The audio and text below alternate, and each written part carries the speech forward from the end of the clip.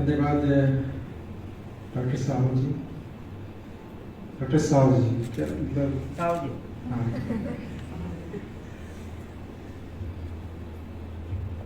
नमस्कार आप सभी को।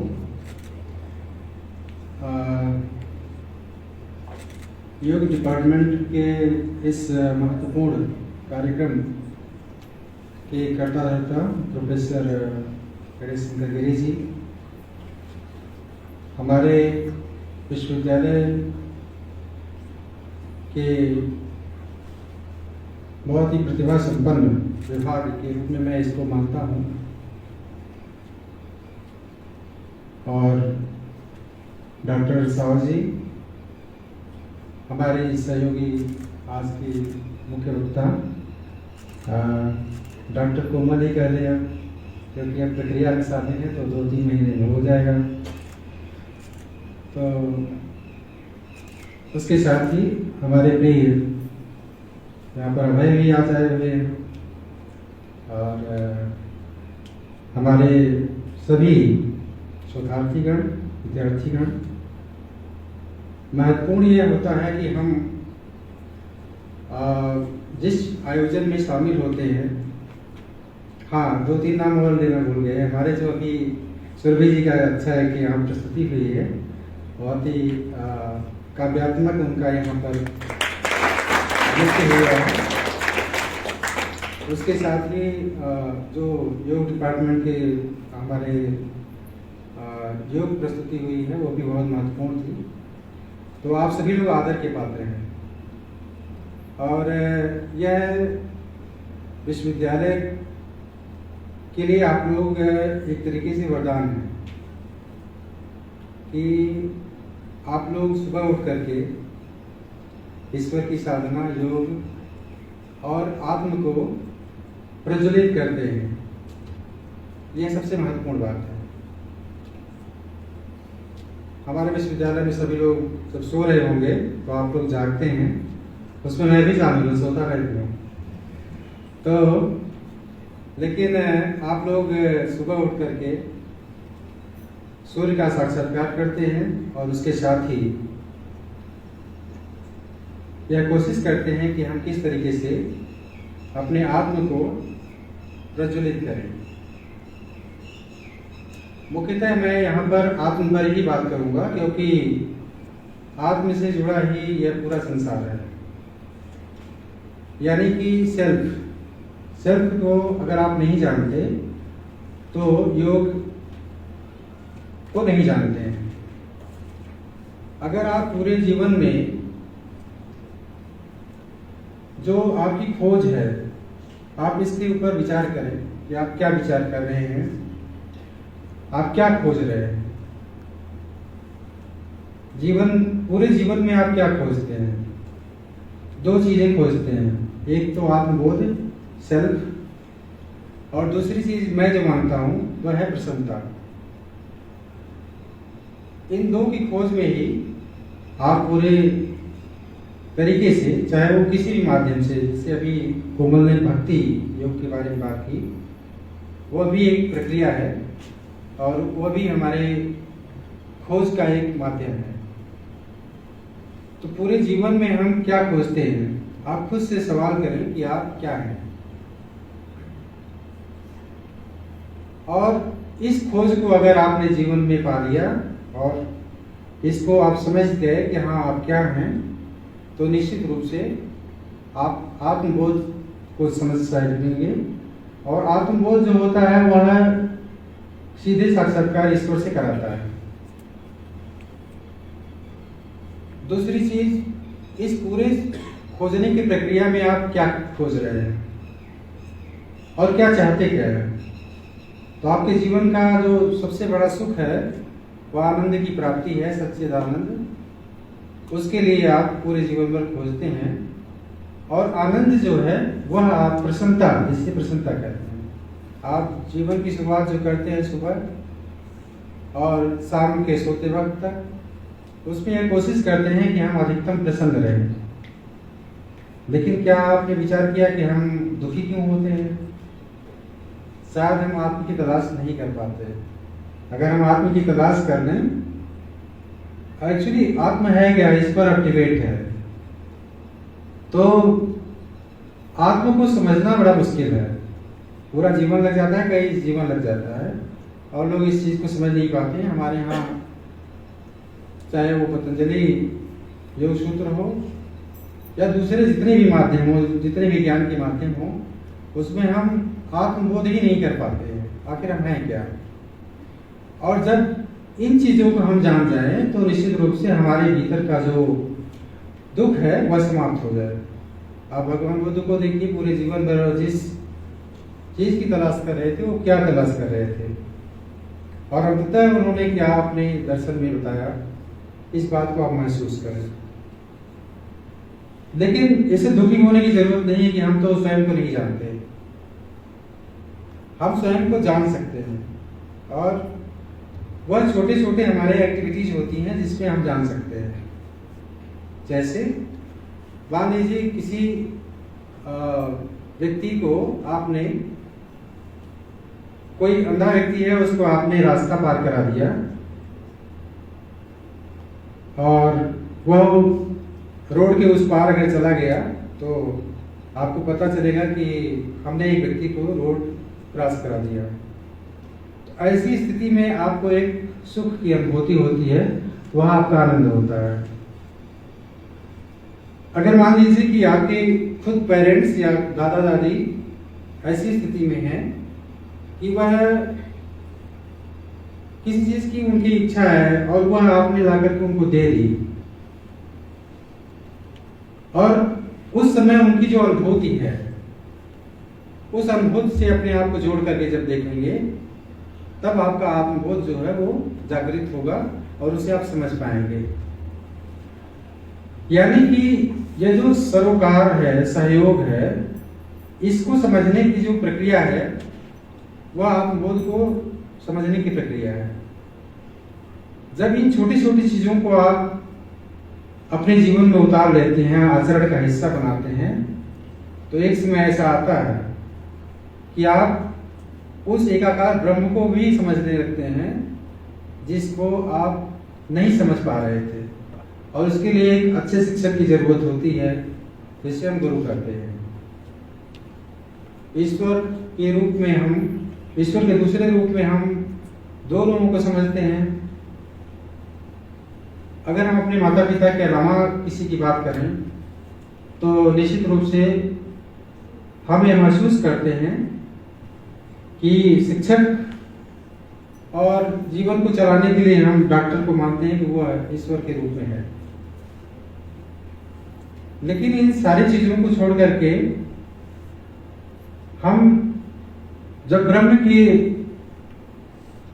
समीप जाने की कोशिश करते हैं तो उसका भी आधार एक यही है कि हम आनंद की खोज कर रहे हैं, और यह आनंद की खोज तब हो पाती है जब आपके चित्त में विकार नहीं होता है। यह विकार कैसे नहीं होगा? जब आप इसी सामाजिक ढांचे में रह रहे हैं तो इस पूरा सामाजिक ढांचा है जो इस तरीके से ताना बाना बुना गया है, उसमें आप पाएंगे कि इतने सारे क्लेश हैं और उसी के बीच में आपको रहना है, उसी के बीच में आपको आनंद की अनुभूति करनी है और आनंद को दूसरे को देना है। तो आप सोचिए कि ऐसी स्थिति में आप क्या सोचते होंगे। लेकिन इन सारी चीजों के बावजूद आप अगर चाहें तो आप अपने छोटे छोटे आनंद की अनुभूति कर सकते हैं। जैसे हमने किसी को रोड क्रॉस कराने की बात की, किसी बच्चे को आपने चॉकलेट दी या किसी पक्षी को आपने पानी पिला दिया। अब पक्षी को पानी पिला रहे हैं तो ऐसा जरूरी नहीं कि आप यह अनुभूत कर पाएंगे वो पक्षी आपको कुछ थैंक्स बोलेगी, ऐसा नहीं है। इट मीन्स नेचर के साथ जब आप कनेक्ट होते हैं, जब आप किसी चीज के साथ कनेक्ट होते हैं तो आपके आनंद का एक माध्यम बनता है। अपने आनंद की हम खोज कहाँ कर सकते हैं, किस प्रकार से कर सकते हैं, इसको हमें सोचने की और समझने की जरूरत है। दूसरी महत्वपूर्ण बात मैं जो कह रहा था कि अगर मान लीजिए कि हम एक बहुत ही सुखपूर्वक जीने की इच्छा रखते हैं, और हमें सुख मिल भी जाए तो भी क्या, जिसको सुख मिल गया उसका क्या वह सुख है? एक्चुअली वो अनुभूति का हिस्सा है। अनुभूति ही आनंद, और सत्य अगर अनुभूति है तो सच्चे आनंद की अनुभूति हो जाती है। वह ईश्वर के साथ आपका तादाद बना देती है। ईश्वर कहीं है नहीं, ईश्वर सब में विराजमान है, ईश्वर अनुभूति का हिस्सा है। और द्वैत और द्वैत की जो सारी जो चेतना है या विमर्श है वो इसी पर आधारित है, जिसकी और अभी के ऊपर इशारा कर रही है। तो हमें ये सारी चीजों को कैसे प्राप्त करना है? योग एक माध्यम जरूर है, लेकिन योग के अलावा भी बहुत सारे माध्यम हैं। जैसे जो लोग योग नहीं करते हैं तो क्या उनको आनंद की अनुभूति नहीं होगी? उनके पास भी अनुभूति होती है, लेकिन उनका कनेक्ट दूसरा होता है। जैसे आपने एक पेड़ लगाया, तो पेड़ लगा करके आपको जो आनंद की अनुभूति हुई उसे आप महसूस नहीं कर पाएंगे, लेकिन उसकी जो छांव होगी ना, उससे जो दूसरा कनेक्ट होगा, यानी जो छाया पाएगा वह उससे कनेक्ट हो रहा है।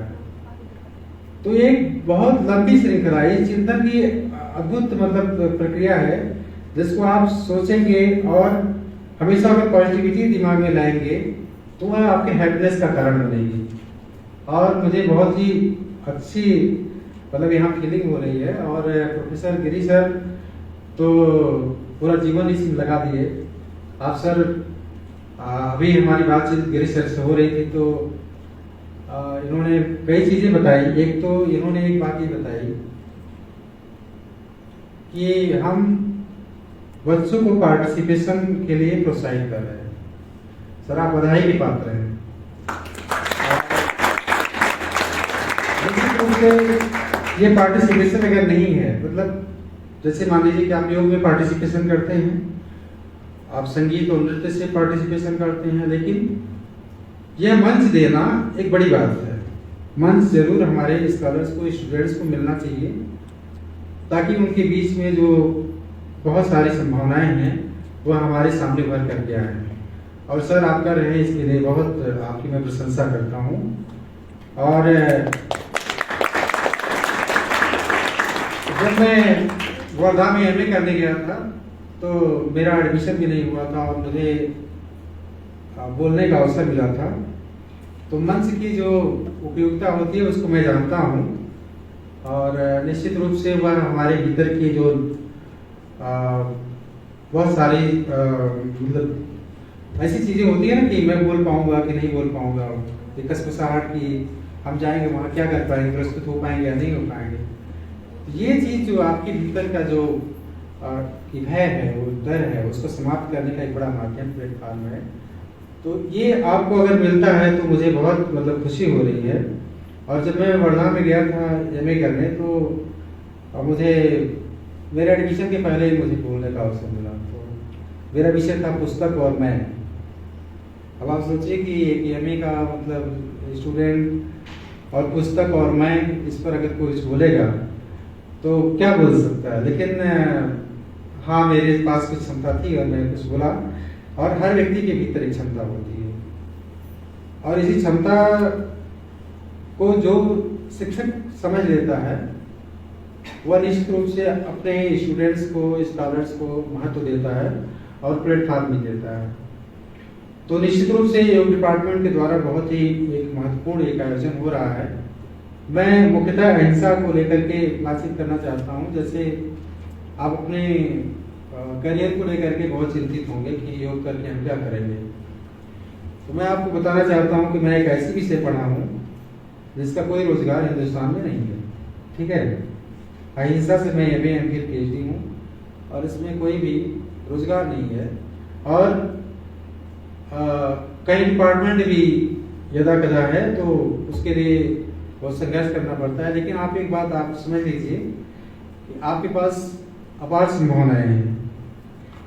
मैं इसलिए इसको कह रहा हूँ क्योंकि मैं उस चीज़ को भोगता भी हूँ, और जो कोर डिसिप्लिन के लोग होते हैं मुझे एक्सेप्ट नहीं करते हैं, लेकिन मैं ये मानता हूँ कि मैं इंटरडिसिप्लिनरी रूप में हिंदुस्तान भर में बहुत सारी चीज़ों को करता हूँ। तो आपके पास बहुत सारी संभावनाएं हैं। योग को आप इंटरनेशनल पीस के साथ जोड़ सकते हैं। अभी तमाम जगह हैप्पीनेस डिपार्टमेंट खुलेंगे, उसमें आप जोड़ सकते हैं। और बहुत सारी चीज़ें ऐसी हैं जिसको आप खुद अपने जैसे हैप्पीनेस सेंटर के रूप में अपने आप खुद चला सकते हैं। तो आपके पास अपार संभावनाएं हैं, आपके पास बहुत सारी क्षमताएं हैं, उसे आपको स्वयं खोजना है। और यह तब होगा जब आपके पास आत्मबोध होगा। मैं आत्मबोध से ही शुरू किया था। तो आत्मबोध अगर आपके पास है कि हाँ मेरे पास कुछ है और मैं कुछ कर सकता हूँ, या मेरे पास संभावनाएं बहुत सारी हैं और मेरे द्वारा बहुत सारा कुछ किया जा सकता है, तो इन चीज़ों को आपको समझना है। और जो इन चीज़ों की प्रक्रिया में शामिल होता है वो एक समय ईश्वर को भी अनुभूत कर लेता है। खोज तो नहीं देता है, वो उसके गले नहीं लग सकता है, उसको केवल अनुभूत कर सकता है। उससे साक्षात्कार करना तो थोड़ा मैं कठिन मानता हूँ, लेकिन अनुभूत कर सकता है। आत्मबोध से आप सच्चित आनंद तक पहुँच अपनी बना सकते हैं। ये आपके भीतर संभावनाएं हैं। और पतंजलि योग सूत्र में जो अष्टांगिक मार्ग दिए गए हैं, उसके अलावा आपके जीवन के लिए बहुत महत्वपूर्ण है कि आप सत्य बोलें। प्रायः हम झूठ बोलते हैं। सुबह उठते ही अगर कहा जाता है कि मतलब जब हम उठे तो आप मोबाइल उठा करके तुरंत ही देखते हैं कि इसमें कोई व्हाट्सएप आया है या मैसेज आया है, नहीं आया। और मम्मी ने पूछा कि क्या कर रही हो? नहीं, कुछ नहीं कर रहे हैं। अरे व्हाट्सएप आप देख रहे थे, बताओ ना। लेकिन आप नहीं बताते। तो झूठ बोलना छोड़ें। सत्य का आचरण जो है वह आपको बहुत आगे तक ले जाएगा। अस्तेय, अपरिग्रह और ब्रह्मचर्य, इन चीज़ों को लेकर के एक अहिंसक व्यक्ति आगे बढ़ सकता है। और ये एक व्रत है, और इस व्रत को धारण करना या आत्मसात करना या अपने जीवन में उतारना ये कठिन होता है। लेकिन अगर इसमें से एक भी चीज़ अगर आपने उतार ली तो निश्चित रूप से आपका जीवन बहुत ही मौलिक और हैप्पीनेस से जुड़ा होगा। आप कभी भी डरेंगे नहीं, भयभीत नहीं होंगे। तो इन सारे केवल ये जो 4 व्रत मैंने बताए, इसमें से केवल एक को आपने अपना लिया तो आप अपने जीवन को सुखद बना सकते हैं। तो मैं ज़्यादा समय नहीं लूँगा। सर, आपने हमें समय दिया और हमें आमंत्रित किया, इसके लिए मैं बहुत आभारी हूँ। बातें कहने के लिए बहुत सारी हैं, लेकिन मैं नहीं समझता कि मैं ही सब कुछ जानता हूँ। आप सब में बहुत सारी चीज़ विद्यमान है, ईश्वर स्वयं विद्यमान है आप में। मैं आप सबको प्रणाम करता हूँ, सर आपको भी। और